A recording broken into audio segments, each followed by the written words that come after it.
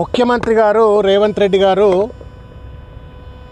గతంలో ఒకసారి ఒక ఇంటర్వ్యూలో మాట్లాడుతూ అన్నారు, నేను ముఖ్యమంత్రి కాకపోతే రౌడీని అయి ఉండేవాడిని అని చెప్పని. నేను ముఖ్యమంత్రిని కాకపోతే ఏం పని చేసి ఉండేవాడివి అంటే నేను రౌడీని అయి ఉండేవాడిని అని చెప్పని. ఓల్డ్ హ్యాబిట్స్ డై హార్డ్ అని చెప్పని ఒక సామెత ఉన్నది.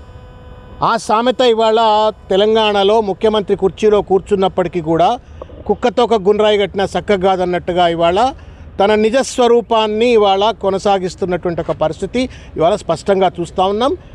Telangana is known to be a peaceful state. Particularly Hyderabad ఒక గ్లోబల్ సిటీగా అభివృద్ధి చెంది అంతర్జాతీయ పెట్టుబడులకు కేంద్రంగా మారి మేము బాంబేలో ఉండం, మేము కలకత్తాలో ఉండం, మేము మద్రాసులో ఉండం, ఢిల్లీలో ఉండం, మేము హైదరాబాద్లో ఉంటామని చెప్పని దేశ నలుమూలల నుండి వాళ్ళ హైదరాబాద్కి వచ్చి హైదరాబాద్లో సెటిల్ అవుతున్నటువంటి ఒక పీస్ఫుల్ సిటీని, గ్లోబల్ సిటీని ఇవాళ 18 నెలల రేవంత్ రెడ్డి పాలనలో రౌడీజానికి అడ్డాగా మార్చి, గూండాయిజానికి అడ్డాగా మార్చి ఇవాళ మొత్తం బ్రాండ్ హైదరాబాద్ను, గ్లోబల్ బ్రాండ్ హైదరాబాద్ను సర్వనాశనం చేస్తూ ఉన్నారు.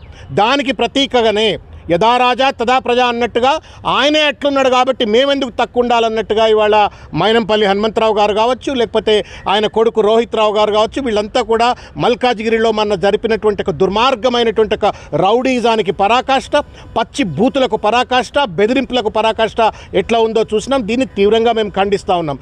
రెండవది ఏంటంటే షంబిపూర్ రాజు గారు ఏమీ చూస్తానికి బక్కపలసగా ఉండొచ్చు, చిన్నగా ఉండొచ్చు, కానీ గుండె ఇంత లావడదు ఆయనది.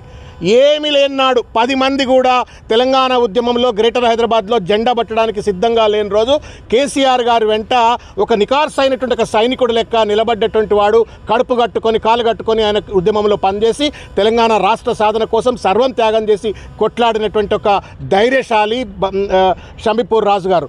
అటువంటి రాజుగారి పైన దమ్ముంటే చర్చకు రా, ఓపెన్గా కూర్చో, మాట్లాడు, నీ తప్పేంది, నా తప్పేంది, నీ మంచితనమైంది, నా మంచితనమైంది చెప్పని. డెమోక్రసీలో ఒక డైలాగ్ ఉంటుంది, డిస్కషన్ ఉంటుంది, డిబేట్ ఉంటుంది. దాన్ని పక్కన పెట్టి సంపుతం కొడతాం అని చెప్పని పత్రికాముఖంగా మాట్లాడటం ఏంటి? దానికి తోడుగా మీ గుండాగాళ్లను, రౌడీగాళ్లను రాత్రిపూట తాపించి మళ్ళీ ఫోన్లు చేయించడం ఏంటి అని చెప్పని ఇవాళ మేము సైబరాబాద్ కమిషనర్ గారి దృష్టికి తీసుకెళ్ళాం. ఒక ముఖ్యమైన విషయం నేను తెలంగాణ సమాజాన్ని కూడా కోరుతా ఉన్నాను. Gandhi Bhavan, one of the most proudest political officers in the country, in the Telangana. Gandhi Bhavan అంటే ఒక శాంతి, అహింస ప్రవచించినటువంటి ఒక గాంధీ పేరు మీద ఉన్న భవన్లో కూర్చొని, ఆ వేదిక మీద కూర్చొని ఎవడు పడితే వాడు ఏది పడితే అది మాట్లాడుతున్నాడు. సంపుతామని ఓడంటాడు, కొడతామని ఓడంటాడు, పెట్రోల్ పోసి తగలబెడతామని ఓడంటాడు. అసలు ఎక్కడ పోతా ఉంది అది?